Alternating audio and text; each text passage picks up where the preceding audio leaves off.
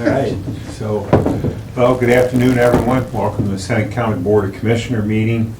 It's Tuesday, June 17th, 2 p.m. meeting, and we'll begin with the Pledge of Allegiance. Pledge allegiance to the flag of the United States of America and to the republic for which it stands, one nation, under God, indivisible, with liberty and justice for all.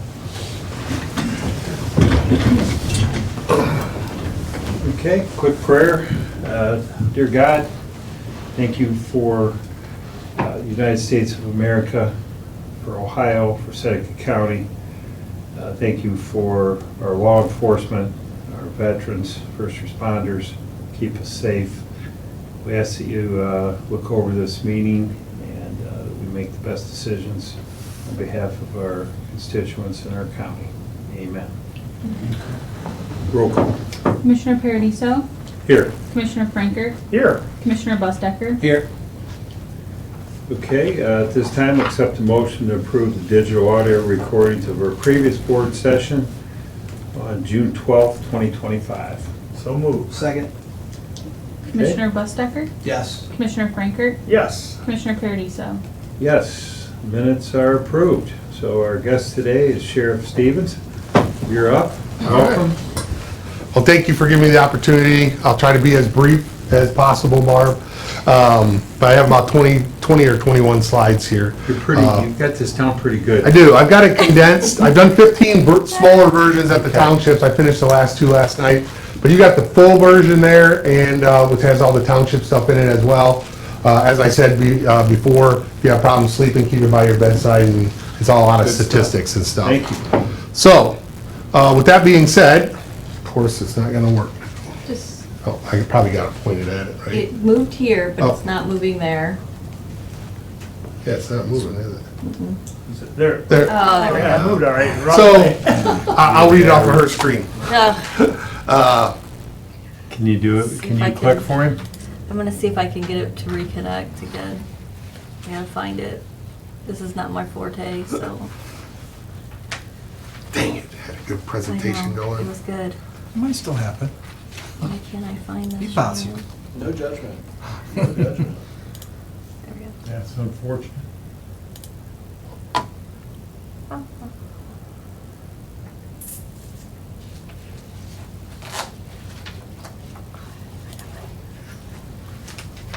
Silence in the room as we, Technology. technology. Love it and hate it at the same time. Why is this not working, Cheyenne? Do I you, need do you help. get new pictures every year, or do you use? Yes, no, new pictures every year. It's Get a new, same format, but I always put in new You pictures update? and update the information. That's what takes a little bit longer to format it, but also get all the information from all the divisions and the departments There we go. See it? that send it to me. But, so I started going out to the townships in March. But all of them pretty much have the same date, so Yeah, it they do. You take- takes time to get to What's the all of them. fastest you can do it in, it's like 10 weeks? Well, last year I wasn't done until August, because I waited, I finally figured it out. I think I got the formula down now. I got a light bulb went off in my head in March when I said, why do I have to wait till the full report's done to start going to the townships? Yeah. I could do the township ones pretty much in January. Yeah. And then, while I'm building this thing, give them their reports, and then I'm not going into August, which there's only 4 months left of the year, and I'm giving them a 2024 report. So I think I'll be able to do a lot faster last year, and then that'll help me get this stuff done as well, so. Yeah, good. All right, cross your fingers. We've only got one TV though. That's okay. So, obviously, under the Ohio Revised Code, 3.11, the sheriff's primary duties are maintaining the county jails, which is the corrections division, Bill's gonna turn down. providing law enforcement services, which is the enforcement division, and serving civil processes, which is the administrative division. Ooh, that went really fast.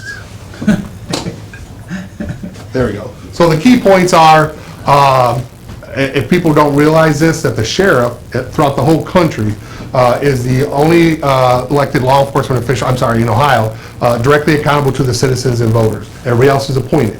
There's 88 sheriffs, 87 of us are elected, the Cuyahoga County one's appointed by the commissioners. which there's going to be something about going back to elected on that one, because in my term so far, my first term in 4 years, there's been 7 Cuyahoga County sheriffs. Yeah, yes, Okay. because it seems like every meeting that we have, every yearly conference, there's a different sheriff there. Yeah, it is. So we have, the sheriffs have authority throughout the entire county. The other key responsibilities are the traffic control, security for special events like the elections, community programs, our SRO, house checks, parades, school visits, prisoner transportations, those are to and from court and to the state facilities, extraditions from other states. We do about 2 to 5 of those a year. If we pick somebody up on a warrant that we have here in Seneca County, it comes to our office, and then we go pick them up on a nationwide warrant. Court services, enforcing their court orders, serving legal documents, court security, everything from court personnel, judges, and the jurors. Sex offender registration list, and operating the dispatch center. So here's our organizational chart. The sheriff, when I came into office, we separated them into 3 distinct divisions, your enforcement or operations division, corrections division, administrative division, and then everything that falls underneath those divisions, which we're going to go into some of them through here. So, go back. Corrections division is responsible for providing the intake, release, safety, and medical care of all inmates brought into our facility.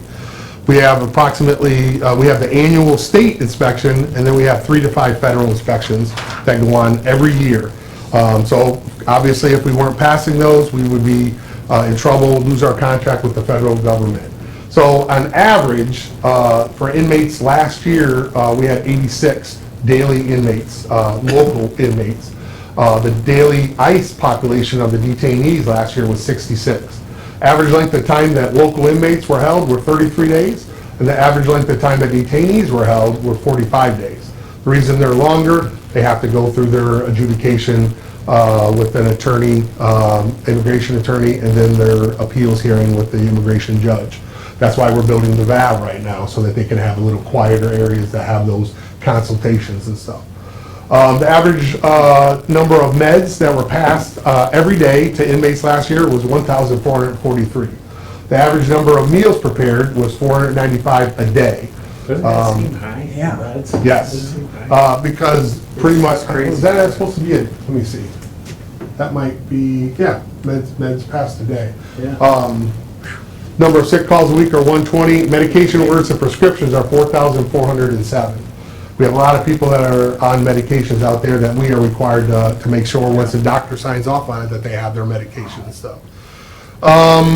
So if you look at the number of bookings that we had was 1,743. 552 were felons. 1,191 were misdemeanors. 1,414 were males. 329 were females. And we released last year 1,700. So when they come in, they get released. You know, we're a jail, we're not a prison, so we don't hold them for years at a time. Let's see, down here, the kitchen. So the kitchen I already announced was 495 meals prepared a day, 180,000 for the year, 180,705 for the year. And then our prisoner transports were 1,528. We do about 5 court transports a day, and we had 3 last year out-of-state warrant pickups. So, the image that people have of a jail, to begin with, comes from your movies, comes from your TVs, magazines looking. I just wanted to throw these pictures in there to show you some of the work that we've done over the last 4 years and last year.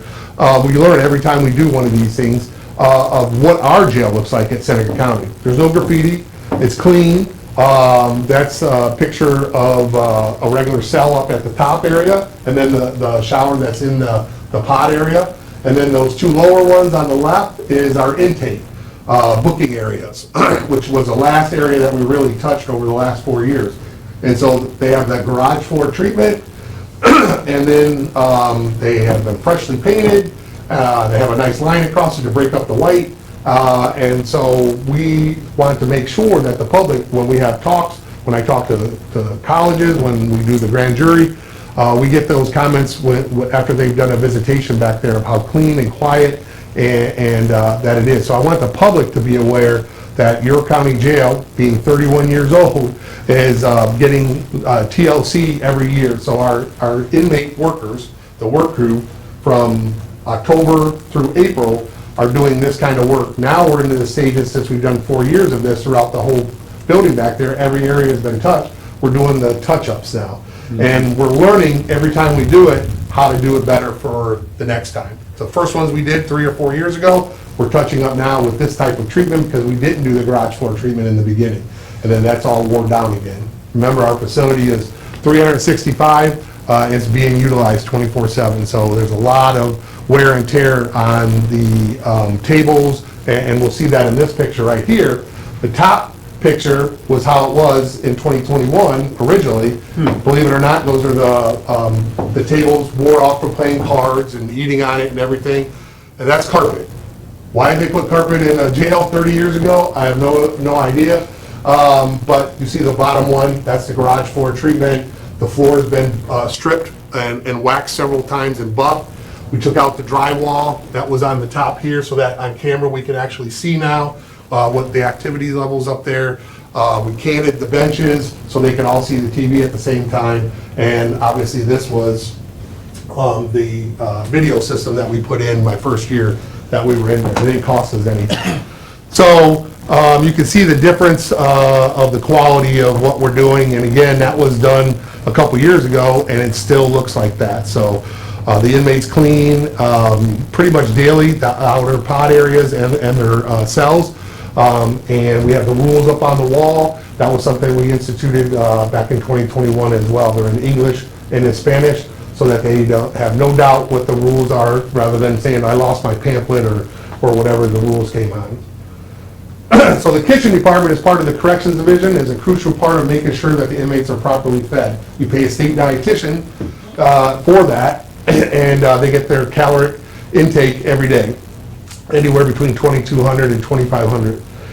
As you can see by the charts, it's a monumental task, and it's all handled by 5 full-time ladies and 1 part-time lady to fill in when needed for vacations, sick time, training, etc.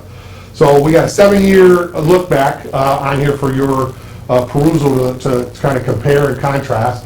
Back in 2018, it was $1.40, and as of 2024, we're up to $2.13.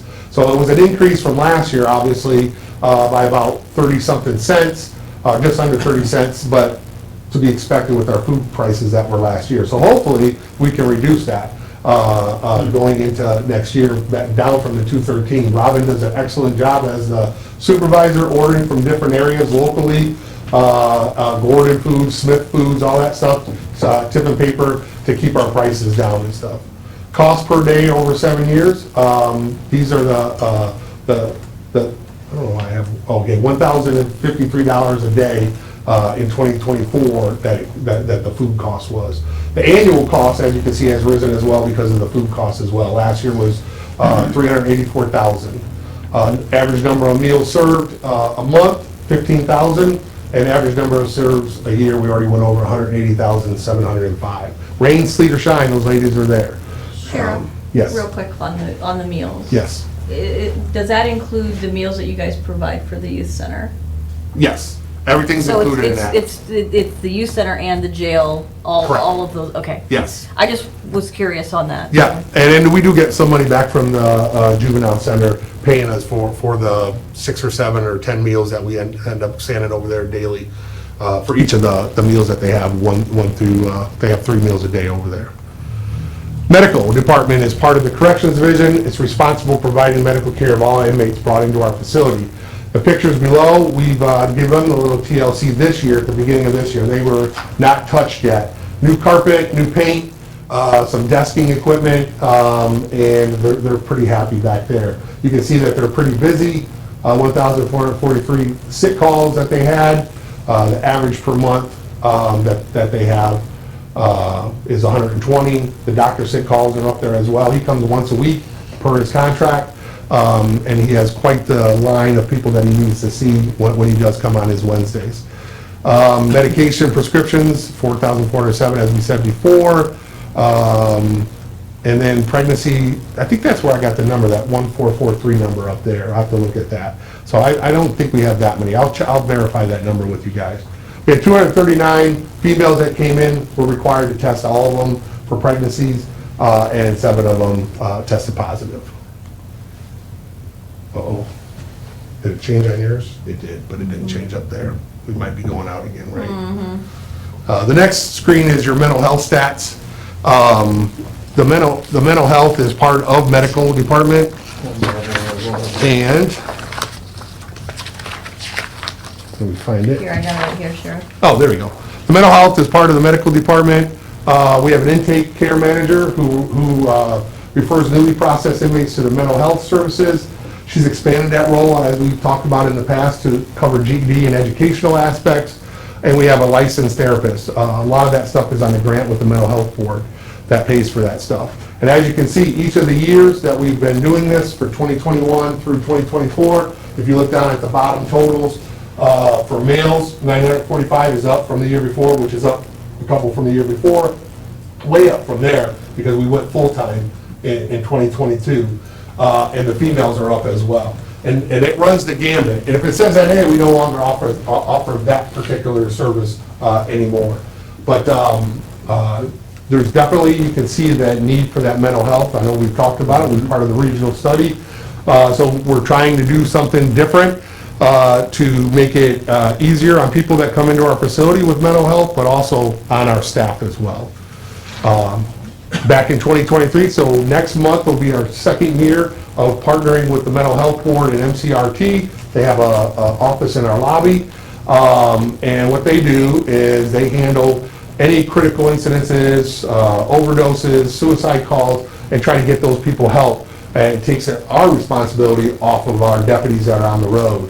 And it's really, now that we have some statistics and we have some data, is really helping us. Their average response time is 22 and a half minutes, or 22.55 minutes, which seems like a lot, but when you're talking about 552 square miles, it's not really a lot. And I know that our deputies are very happy when they do show up at the scene. And when they do show up at the scene, there's a stat up here that says that we can leave. Public safety able to leave the scene, 36 out of those 94 crisis calls.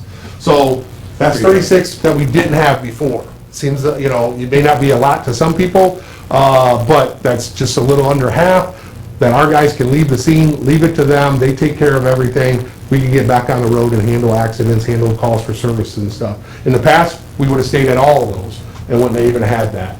So they do a lot to help us with the crisis stuff, but also just the day-to-day stuff.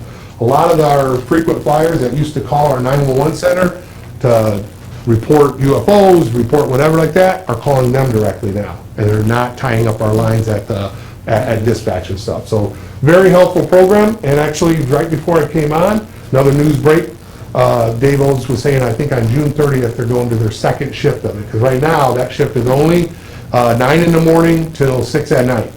And if you're outside of those hours, they're not available to help you. And they don't work on the weekend. So now that we're getting into some double shifts, I think it's going to be like 8 to 11 or something. I have to look at it, whatever. So that's going to bring these numbers up as well, because a lot of times it's afternoons that are where you're having your problems. So we should see some different numbers next year. And then the work crew program is under the corrections division as well. They do work inside and outside the jail facility. They're supervised by Deputy Smith, who's an armed deputy at all times. And they worked a total of 242 of the 365 days last year, with a total of 5,082 hours for last year. That's an average of 20.16 days per month and 423 and a half hours per month. And these are just some. I think that's a pretty comprehensive list, because it's not just a one and done. A lot of times they're out there for a week or so in some of the townships helping them do stuff. And I'm sure we've forgotten some, because he fits stuff in as he can with rainy days, or if they get last minute calls or anything like that he can fit in. They don't have anything planned, or they'll put some of our stuff off to the winter time. So I'm sure we missed a few of the entities that they did work for last year. But I think it's a valuable program, not only for us, but for them as well. A few of them have gone on and gotten jobs through some roofing and some road crews, road work and stuff like that, on recommendations from Greg Smith, our deputy that's in there. So very good program. So that's all the corrections division. This is the road division, the enforcement division here, responsible for the whole county, answer emergency, non-emergency calls, and traffic enforcement throughout the county. Everything from felony crimes, assisting residents with minor problems, vehicle accidents, non-criminal type matters. So we had a total of 19,468 calls for service last year. If you go down through the numbers here, you can just see the different things. Traffic crashes, we had 640, but I separated the deer crashes from that. And so we had 416 total deer crashes, so a total of 1,056 crashes, and almost 50%, same as the year before, on our vehicles or motorcycles hitting deers as well. We have had some motorcycles hit them as well. Welfare checks, so I want to get into a little bit of why the calls for services have gone up, but our crime hasn't gone up. So I see that our crime numbers are down from the years previously, but what it's doing is allowing us to, I think I can go back one more. Yeah, it'll get there, I hope. By having more deputies through you guys and Barb, looking at the stats over the last few years and allowing us to add a couple more deputies on through the different grants that we have and stuff, we were able to go to 12-hour shifts last year. 12-hour shifts now puts 4 deputies a shift out there, 7A to 7P, there's 2 of those shifts, and a 7P to 7A, there's 2 of those shifts, of 4 each. They all stay together, they all rotate together, so that's good for consistency, and the supervisor, the sergeant, knowing his 3 people, he has them for all the days that they work together. Good for evaluations, good for all that stuff. But it's given us the opportunity to handle more calls for service, and a lot of those calls for service are those proactive calls for service. You're seeing us, when I went around through the townships, they reiterated it to me. They're seeing a ton more deputies up in their areas, especially the postage stop areas, you know, the Thompson Township, the New Regal area, the Bloomville area, the Bettsville area. So they're seeing them up in their areas, and they're handling more of the traffic-related stuff. We have a high fatality rate in Seneca County, so between us and the OSP, we're out there educating and making traffic stops. There's the crashes again, but we had a total of 4,050 traffic stops and traffic-related complaints. So that's everything from reckless driving, parking violations, disabled vehicles, OVIs, road hazards, railroad incidents, aviation incidents, and school zone. So like today with the heavy rain, if some of the roads flooded out, then we'll get a road hazard. Maybe a limb across a roadway because of the wind or something. That's a road hazard. The deputy has to go out there, assess it. If they can move it off to the side of the road, they will. If they can't, they gotta call ODOT or the county engineer or the township, have them to keep the roadways open and stuff. So there's a little breakdown on the right-hand side of some of the more of the traffic safety issues on how many of the disabled vehicles we had, school zones, road hazards, traffic violations, and so forth. And here's some charts for you. I'm a statistic type of person, so that's our 19,000 plus calls by hour of the day. You can see that from 7 in the morning till basically almost midnight. That's when your bulk of our calls come in for us. And then it tapers off at nighttime, which that's pretty traditional everywhere. You know, most people go to bed, they have daytime jobs or whatever, and what's the saying that nothing good happens after midnight? So everything's pretty low there. Calls by day of the week is Friday, which doesn't surprise anybody. So the Friday, the Saturday, and the Monday and Tuesdays are pretty high ones. Monthly calls for service, pretty much spring through the fall are high volumes, and then the quarters, for whatever reason, it's spring through winter time that we have our majority of our calls and stuff. Now our calls for service, you can see from 2021 on, the big jump that we had, and let me explain that.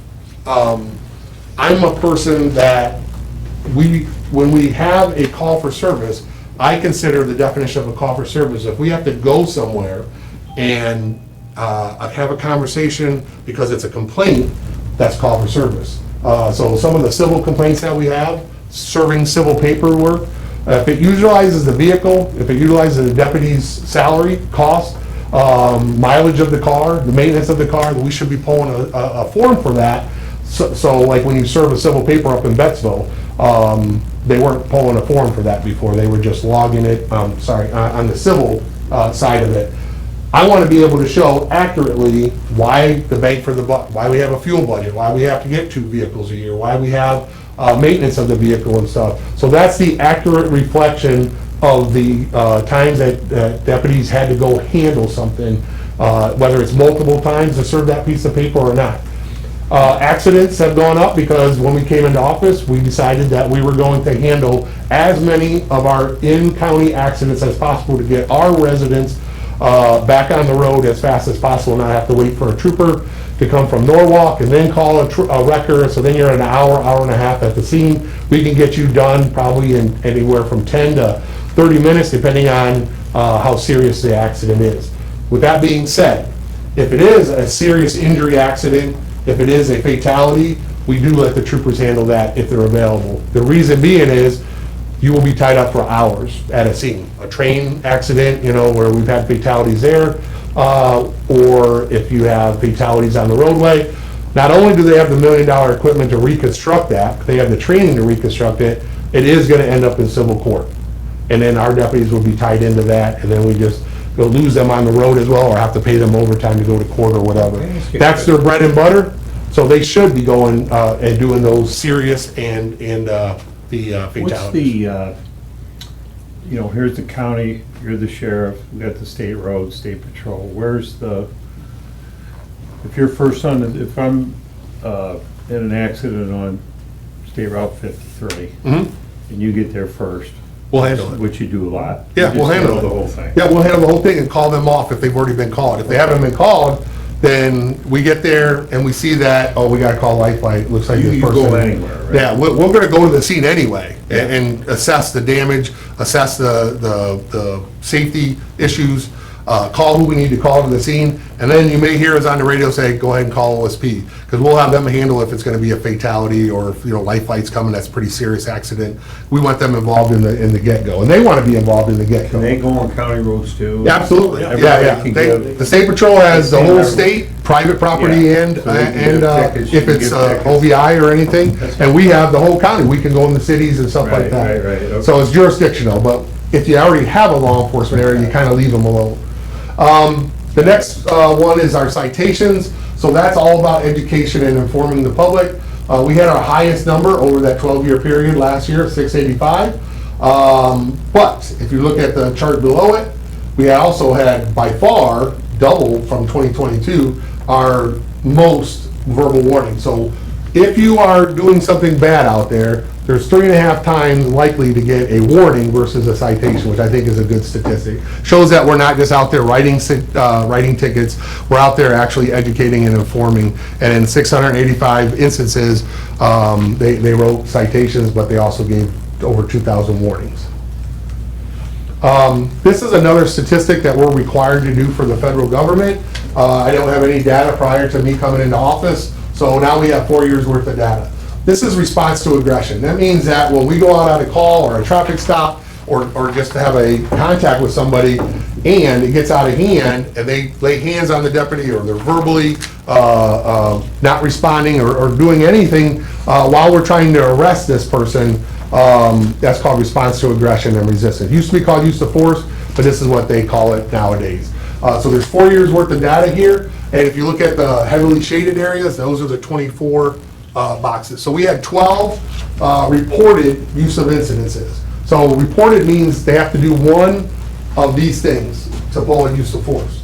So you either have to lay hands on a suspect, point your weapon at him, not just draw your weapon and they have it down on the ground. You actually have to point it at him. If it's a felony stop, maybe they got a call that they were armed or whatever.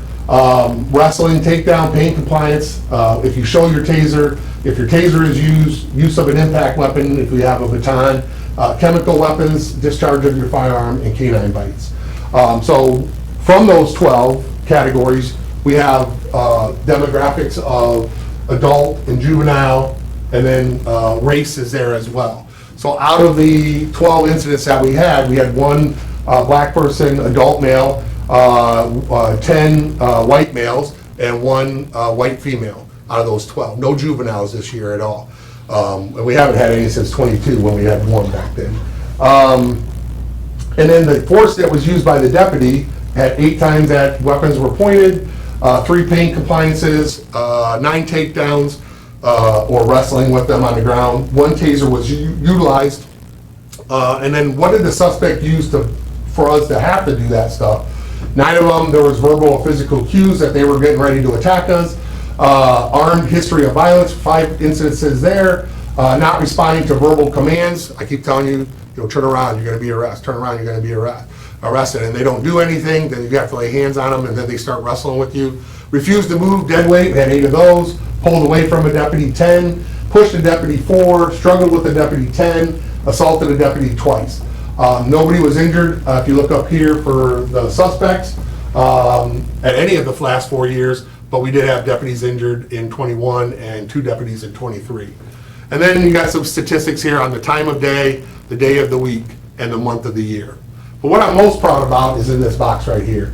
Out of those 673 arrests that we had for the year last year, we only had those 12 reports of any of that stuff happening. And so if you divide that out, that's 1.7% of all of our arrests, that's 673, that result in us to have to respond to the resistance. I think that's a direct reflection of our training that we've done for de-escalation, critical incident training, and overall supervision. Almost all of our deputies are at 100% are CIT trained. That's a week-long, 40-hour course. We're getting the dispatchers through it right now. They don't go hands-on or anything, but they do talk, so they need to have that as well. So I do think that's a very good statistic, and that's the reason why you keep these statistics for the federal government. Number one, if somebody comes in and wants to see your statistics on your use of force or your response to aggression. And then our detective bureau is part of the enforcement division as well. We have them assigned to all the felony type, high-level cases, narcotics, computers, burglaries, murders, death scenes, sexual assaults, white collar theft, fraud, arson, many other areas. Basically, if a road deputy will take the initial report, and if there's going to be a large amount of follow-up or large amount of investigation, then they will get with their supervisor and say, this is what I got, Sarge. Can I turn it over to the detective division? Can we get a call to them and hand it over to them? Whether it's an active scene or if it's going to be somebody comes in and says, my grandmother's money's been stolen out of her account or whatever. That supervisor will look it over and say, no, you can do some follow-up on it. You need to learn a little bit. I'll help you mentor you through it or whatever, get some investigative skills. Or, yeah, this is going to take a lot of time and we need you on the road more than we need you to do weeks worth of investigations and stuff.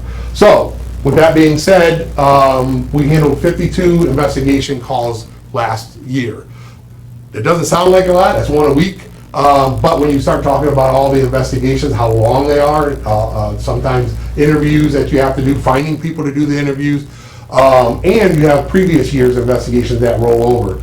27 of those 52 investigations were closed, which is quite high closure rate nationally. For property crimes, it's like 17%, and for violent crimes, it's like 51%. I'm sorry, 47%. So we're well above the national averages on that. We closed 38. Scott. Oh, jeez. We closed 38 cases from previous years for a total of 65 that were closed last year, leaving 25 open and ongoing pending in court. Out of that, 33 indictments that we did, 13 cases were presented to the county prosecutor, 37 search warrants, 16 scenes that were processed, and 27 cases where evidence was collected. And then there's a chart there, once it comes up there, of the different type of cases that were handled last year. Now, the next one is all about our dispatch. So our dispatch is responsible for, there's some of the cases that I was talking about. Sex crime leads the way almost every year. So we had 14 of those, all the way down to, we had an arson last year that's still open. So you can see how many of the cases we had, how many are open, how many are closed that they're still investigating. That will carry over, if they're not closed this year, carry over to the next year. So this is our dispatch center. Communications department is part of the enforcement. They dispatch for 22 fire and EMS departments and 3 law enforcement agencies in addition to the sheriff's office. Those are their numbers up at the top there. 6,903 911 calls that came in, almost 30,000 non-emergency phone calls, that are there, broken down into some of the police out of those non-emergencies and fire. So you can see that there's still a lot of just non-emergency stuff that we're just helping the public. Maybe they just wanted the number to the Department of Job and Family Services. Maybe they don't know if somebody's in jail or something like that. So there's, quite 20-something thousand calls that are just non-emergency that don't fall into 911, don't fall into police or fire categories. They monitor 5 phone lines, which include two of them as being 911 lines. If those are busy, they will roll over to Fostoria or Tiffin and vice versa with them. So everybody's always covered in our county, even if you can't get a hold of us, you can't get a hold of Tiffin, you're in Tiffin or Fostoria, it will roll over to another line. We have multiple radio frequencies, the deaf line, TDD. We monitor business or home alarms that come in by phone, the least computer notifications that comes in and alerts them, weather and tornado sirens. They monitor the light flight computer, greet the public for walk-in complaints, and there was 303 walk-in complaints at our window last year. Now, we're out of that division. The last division is the administrative division, which is responsible for providing administrative support on a daily basis for the 85-plus people we have out at the sheriff's office. Big statistic that I found new that is going to be showing up from in this year report on versus the previous years is not the civil papers received, because that was in there and served in return, but it's the miles traveled. So out of 2,037 civil papers that we received, we served 1,796 of them and returned 185. Some were recalled, some people you can't find anymore. They moved out of our county, even though we searched for them. But we track that stuff on the civil paperwork because we can get money back, sheriff fees back from the court. So you get $1 for your first mile and 50 cents every mile after. So that example I used earlier, going up to Betsville to serve a paper, that's a call for service. Well, on the civil side of it, they will put down an attempt on there. So we get some money back on that. Say you're not home when we go there because you work afternoon shift, day shift goes. Well, then they bring it back, put it back on the tray. The afternoon shift goes and serves it. That's another form because there's mileage being used in the deputy service and the miles go down. I never put it on your guys' report before, but it actually staggered me when this is why we have the miles we have on our vehicles. So total last year, we traveled throughout our 552 square miles, 107,993 miles, serving those papers back and forth from Betsville to Bloomville, from Flat Rock to New Rigo, multiple times for some of those things. So, and we get a small portion back, but we don't get a lot back. But it's something that helps out. Public records requests are always in the thousands, and no different this year, 2,652. Majority of those are your accident ones, people requesting, for accidents and stuff.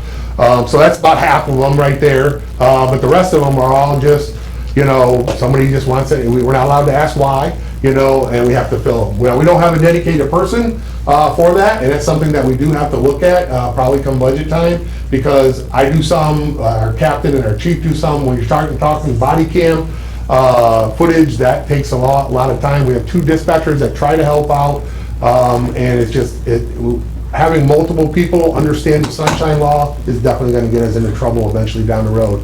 So I would like to look at hiring somebody for a public records request, but that's a talk we can have later down the road. Based on the numbers and stuff, it's definitely showing that we definitely need somebody dedicated to that. Additional mileage is down there with the prisoner transports, 1,528, that's everywhere in the state, plus to the court back and forth. So we started tracking that, 21,446 miles last year to back and forth. Thus, we needed to get that vehicle out of the commissary because our old 2 vans and the 1 car that we have are starting to rack up mileage there as well. And then we had 35 sheriff sales received, 23 sold, and 6 were returned unsold last year. Maybe? Did it do it on yours? You did. So this is the wrap-up. Basically highlights, and you're welcome to look at that. There it is, right there. So we did a lot of repairs, obviously. We did, the biggest project by far was that 30-year-old boiler and HVAC project to replace them. We cleaned up the Sally Port. You saw on the front cover and in our Sally Port and in our entrance, we have a 200th anniversary badge Not only was it the county's 200th anniversary last year, but it was the Sheriff's Department 200th anniversary as well, 1824 for us as well. So we commemorated that with, when we painted the Salad Port for the first time in 30 years. They cleaned it up, painted it, we got a mural on the wall that says Seneca County and our 200th anniversary badge. Our medical area was revamped, trees were trimmed and landscaped and spruced up by inmate workers, saving us money. Training increased to 40 hours per employee, whether that's going away to training, hosting training, or doing online training. We want every employee to have, every year, 40 hours of training. And usually they get more than that. Attended a record number of community events last year, parades, school events, mock crashes, handle with care events, job fairs, whatever. Our front office bathrooms were the original ones, and they were showing the wear and tear. We had the work crew do those as well, paint, and then we did the garage floor treatment in them too. Took up the linoleum that was really cracked and really bad, and did the garage floor treatment in those. We received several grants to help offset some of our budget items. We passed inspections. Kitchen was painted. Our SRO, on short notice, left us at the end of the year, but we have a female deputy that's going to take that place for the first time ever. At the Sentinel, we will have in the fall school, she's going through a condensed training right now on the road, and then she will go to the SRO school in July, and then she will start August, whenever they start at Sentinel. And then numerous small projects to help improve throughout the year because our building is 31 years old. Questions or concerns? That's not the full report, that's in front of me, so I tried to condense it down for you guys as best I could. Lot goes on out there. yeah. It does. Again, I'd like the public to know, it's, you know, a 24/7 operation, so weekends, holidays, at night, they're generating calls for service, they're, you know, doing laundry, they're cooking food, we're traveling, serving papers, we're handling calls. It just doesn't stop year to year, and that's why I think, you know, it's up on the website right now, under annual reports, and it's also on the app. You can look at it as well. You know, number one, we're required to do an annual report by the ORC, and you're also required to keep those lifetime. So there's 4 years worth of data there. You can see the differences between the years. Pretty much stay steady now that we're doing, you know, pulling the forms for the stuff to actually show the bang for the buck. That's what I've been telling the townships. I'm coming around, giving you the bang for the buck tour, showing you what the sheriff's department does, not only for your township, but for the county in general, so. Thank you. You're welcome. Thank you for what you do. Thank you. You know, Couldn't do it without the staff. They're the ones that do the day-to-day stuff. I just get to come and give you the statistics. well, it was nice when I was running, you invited me to come out and see some of the things that you guys were doing and seeing some of the wear and tear on the building and what you've had to go through. We appreciate the work you're putting in. Oh, thank you, I appreciate that. And it would be remiss without the past county administrators, Barb, and you guys, and the past commissioners, allowing us to do the repairs and instead of kicking the can down the road, finding ways to, you know, to work together, to collaborate, to find a grant or find money, and then when we can't, just eat the bullet, and we have to fix it so that we don't get into a liability issue or have to evacuate the prisoners because we don't have heating and we don't have air. You know, those kind of situations are beyond all of our control, but we have to do the best we can to maintain, you know, the equipment that we have so that it's up to our standard. I like to say this a lot, that Seneca County, to me, has and living here now for 32 years, 33 years, has a different standard of living, and it should be no different out at the county sheriff's office and the jail specifically. It should be clean like that. It should not have bugs. It should not have graffiti. It should be a well-maintained building that not only is good for morale for the inmates, but it's good for morale for our staff too. I've been in those other facilities, you know, going and picking up inmates in various different larger communities, and it's not something that you would want to go to work every day in. To begin with, that job isn't something that people don't want to do. You can see the turnover that we have. We've reduced it a lot. Part of it is the working conditions, the training, the pay, all that stuff, but it's still you're locked up with them 8 or 10 or 12 hours a day. And so the best that we can do to mitigate the working environment helps to retain the employees. So thank you for all the help and collaboration and cooperation we've received for the last 4.5 years. As you go through inspections with the feds, I've heard the medical piece, the food, there's a lot of, it's all important. What do you think are the top 2 or 3 things that they look at or that you're challenged with? So when they come, it's different people that come every year. It's not the same ones. And by the way, I didn't realize you had 4 or 5 federal inspections. Yes. The first year, we had 5 the first Per year, year. 2021, 5 the second year.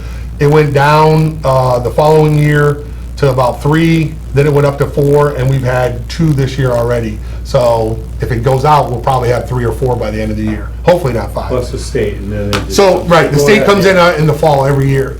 So when the inspectors come, they take up our whole training room. There's usually 7 to 9 of them that come, and they have one that leads everything, and then each of those inspectors have an area. One's a safety area, one's a health and welfare area, one's security, one's kitchen, one's talking to the detainees anonymously, so we don't get to sit in. They get to have a one-on-one with them. One's medical, one's hazardous environments, making sure that, maintenance and there's no liquids or anything around, fire inspection, all this stuff. And so they are usually there from Monday through Thursday afternoon, and all day, each one of those days. And they require a lot of attention. Before they come, we have to send them a lot of documentation.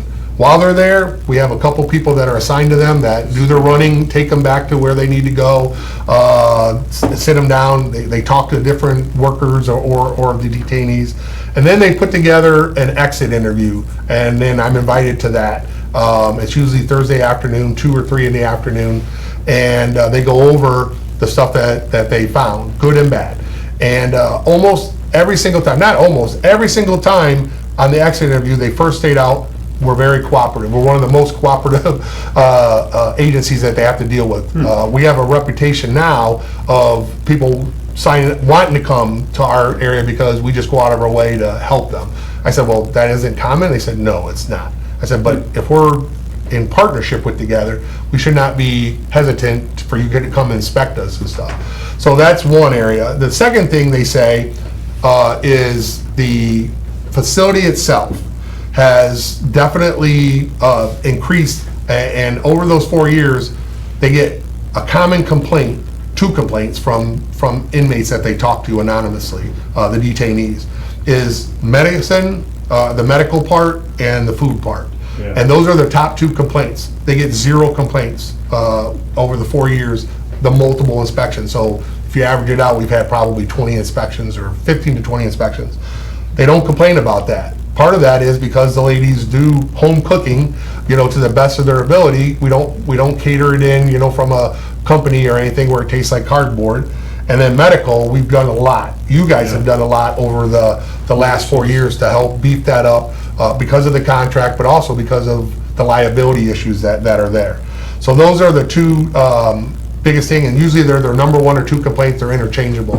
Then the third and fourth thing that of the last couple inspections has been the cleanliness, and she was very politically correct when she said the lack of odor, because most jails have an odor, Okay. because you're housing 160 people a day there.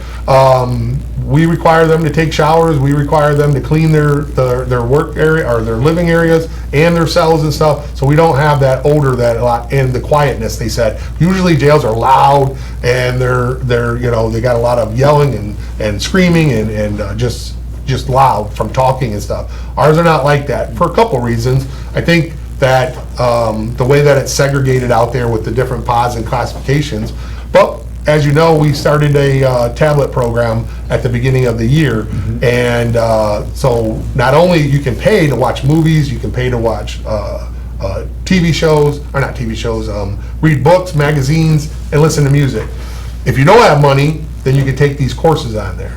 But we have a 98% ratio right now of people being involved in those courses. So it is working in that aspect. So Yeah. if I had to go to jail for 30 days, 10 days, 6 months or whatever, I just want to sit and read a book, watch a movie, whatever, not deal with anybody, not get into trouble. And that's kind of what's happening here. People are just doing their time, putting their headphones on, listening to music, listening to TV or a movie, or reading a book or whatever.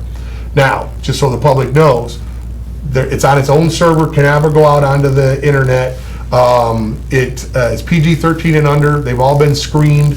There's over 1,500 programs that they can do, everything from parenting classes to drug overdose, or drug and alcohol, substance abuse classes, to all GED programs and stuff. I get a printout every 90 days that shows me the involvement and what are the top 10 classes.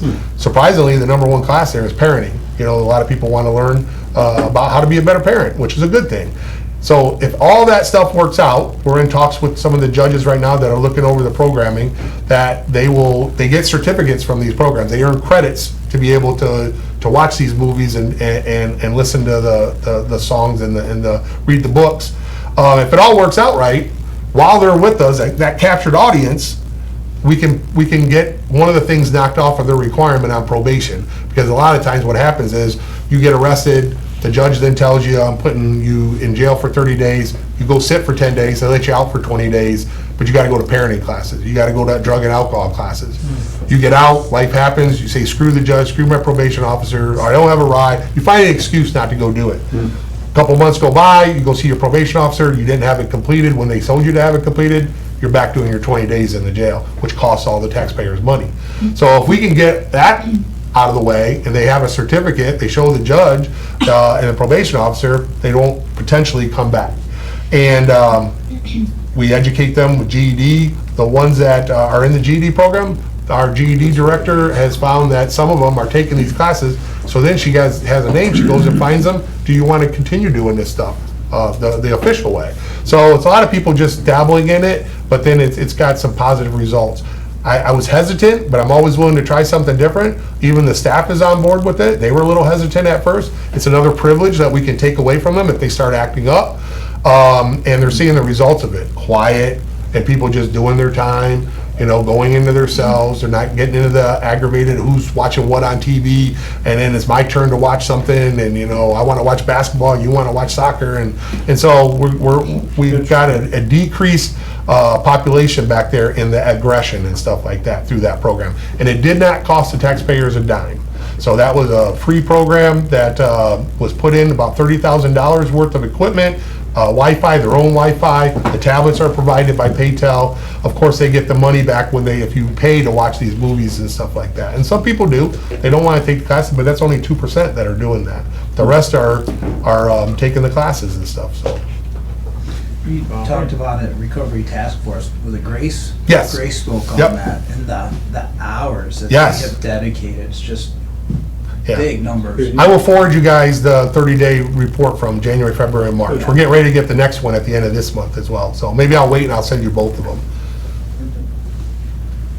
Anything else? Nope. Awesome. Thank you. Thank you. Appreciate it. Good job. Anything else? Okay, we're gonna move on. You can sneak out. All right, I just need to get my thumb drive and stuff. Yeah.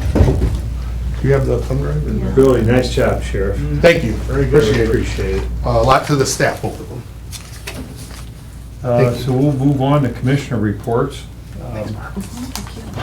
Who wants to go? I'll go. Commissioner Franklin. Good. Last Thursday after our board meeting, went out to help with the chamber golf outing. Was out there all afternoon and stuff on that, helping with that. They had. Good sunburn. Oh, I'm just being sorry. Yeah. Nope. It was- Farmer stand. Right, exactly, right.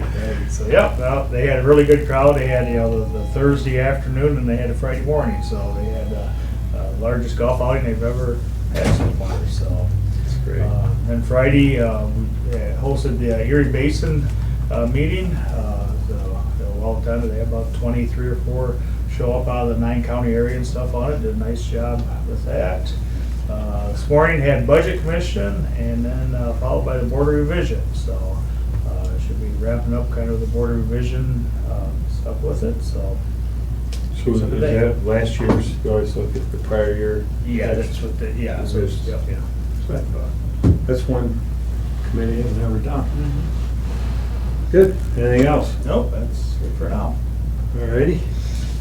Well, Saturday, I went out to the Family Fun Fest out at Hedges Boyer Park, even though, well, you know what? It settled down. They didn't have the bouncy houses and stuff out there. And I think most of us here know that the FCFC, Family and Children First Council, Jobs and Family Services are the sponsors of that. It's a neat event. It's really close to my house, which was even Better. really nice, you know, when I can walk across the street to go check it out. But anyways, you know, they have hot dogs, they do crafts, they face paint, snow cones. They can use the pool. It's a nice event. Unfortunately, they didn't get to have the bouncy houses because it had rained enough that they consider that dangerous. So then we had Budget Commission and Investment Committee today. That's relatively close to where we're at. Investment committee was positive. Yep. I really don't have anything to add, so we'll go to county administrator's report. Just a couple things. I had provided you guys each with copies of, they're doing a super supper pasta bar on July 8th at the Educational Building. This is provided by the Junior Fair Board. Just to let you guys know that is, but I did pass that along to you.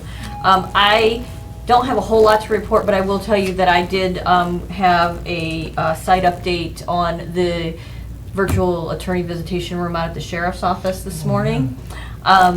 We are moving along. We did have some water on Saturday morning come into the jail itself because the tarp came down, so they took care of that, and the builder's going to take care of making those repairs out there for that because we did get some water in the ceiling. But they are working on putting up the beams for the building. Going to get a roof on probably by Monday, and then they can start doing interior work out there. So that's moving quite along. They're hoping to be finished with that by the end of July. Good. Anything else? I don't think so. Any old business? Jumping in back over supplemental appropriations. I have just two. General fund, I have contract services for $50,000. This is for maintenance. We've been catching up on a lot of things that haven't been taken care of, so that's the request for that additional money. And then the county capital projects fund for the airport of $400,000. This is for the master plan. That's all I have for supplemental appropriations. So that comes out of general, that's not capital money, For general for the contract services. that's just general fund money. Yeah, okay. New money? Yep. Okay. I'll make the motion to approve the supplemental appropriations. I'll second. Okay, good. Roll call? Commissioner Bustaker? Yes. Commissioner Franker? Yes. Commissioner Paradiso? Yes. And then I'll move on to resolutions. Resolution authorizing the disposal of unneeded, obsolete, or unfit county-owned property, 2011 Chevy Equinox, asset 27037 on behalf of the Seneca County Prosecutor. So move. Second. Okay, roll call? Commissioner Bustaker? Yes. Commissioner Franker? Yes. Commissioner Paradiso? Yes. Uh, Hi, Mayor. Resolution authorizing the purchase of a 2022 Ford Explorer on behalf of the Seneca County Prosecutor. I'll make the motion. I'll Se- second. Any discussion? Roll call? Commissioner Bustaker? Yes. Commissioner Franker? Yes. Commissioner Paradiso? Yes. Resolution authorizing annual assessments upon benefited landowners as defined in section 6131.01 of the Ohio Revised Code. Approval of proposed maintenance work for single county ditches presently under maintenance work for the 2026, and approval for request for maintenance assessments for maintenance work performed as submitted by Seneca County Conservation District Ditch Maintenance Department and approved by the Seneca County Engineer pursuant to section 6137.03. So move. Second. Okay, You say it 3 times? No. you good? Roll call? Commissioner Bustaker? Yes. Commissioner Freiberg? Yes. Commissioner Paradiso? Yes. Resolution to reduce maintenance assessment pursuant to section 6137.09 of the Ohio Revised Code. It looks like this is for 2 ditches. One is a 20% reduction and the other is a 30% reduction. So move. Second. So we have to, approve a reduction. Yeah. Because when you- Ditches are on 8th Harbor. Right, but when you do the agreement, then you have, what's a 10-year agreement. So during that period of time, if it's, and you guesstimate what's. the Usually like a new cost. ditch is, that's the largest, and then once it's on maintenance, it goes down, it can reduce it and stuff. Then it reduces, and then it's whatever it is Mhm. needed. It's- And then it's funny, because we But, always. so basically, you could so once you keep Just 20% gonna put in, this on the you top, can't is that all right? keep. Yeah, it caps at 20. Caps at 20, yep. But when we approve, so when they come in, I'm just having a discussion on this ditch thing, Mhm. I'm talking to Commissioner Frank.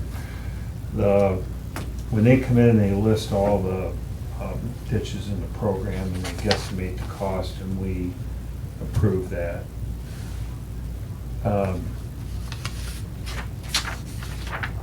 When would we reduce it?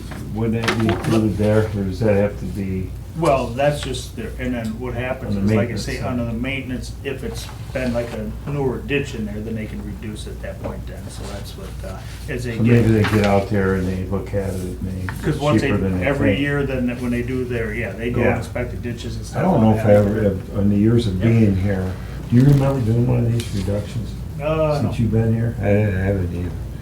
Okay, that makes some sense. I'm following it. Roll call. Commissioner Bustaker? Yes. Commissioner Freiberg? Yes. Commissioner Paradiso? Yes. Does make sense. The final one I have is a resolution entering into a memorandum of understanding with the Sandusky County Coroner on behalf of the Seneca County Coroner. So move. Second. Little Just, explanation. yeah, I can give a Discussion. little bit of explanation on this. We are gonna kind of have an agreement with the Sandusky County Coroner in case that we need, some resources on a death, or we don't have someone, they are going to provide, some additional, hands, Not the investigative piece. they are, Including I that? mean, it could, Don't we do a, and it's a mutual agreement between the two. It's So it's both reciprocating, ways. so, Well, I just want for something massive. That makes what sense. happens. Yeah, We yeah. have 2 or 3 or. I like stuff that. on I like when Yeah. you say mutual. then and it is mutual. Yeah. So It the goes both coroners ways. got Yeah, the together. coroners have, they Okay. can determine, I like that. what's necessary, and, the assisting county can submit invoices because they provided assistance for whatever reason, on this, so, yeah, I'm in full agreement with this. I think it. Does Derek think- have to approve that? Yes, he has. Both Um, prosecutors. Yeah, I'm good. so I think it's just a matter of come to a mutual understanding that, we'll help each other. Any more discussion? We had a first and second. Okay. Roll call. Commissioner Bustaker? Yes. Commissioner Freiberg? Yes. Commissioner Paradiso? Yes.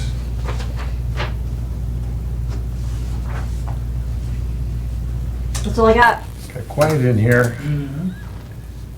Okay, anything else? So there will not be a meeting next week? There will now be a meeting this This Thursday. Thursday. Week. Our next So meeting will be the next Thursday. 26th, yes. Thanks for the clarification. So our next meeting's the 26th. Okay, can you adjourn?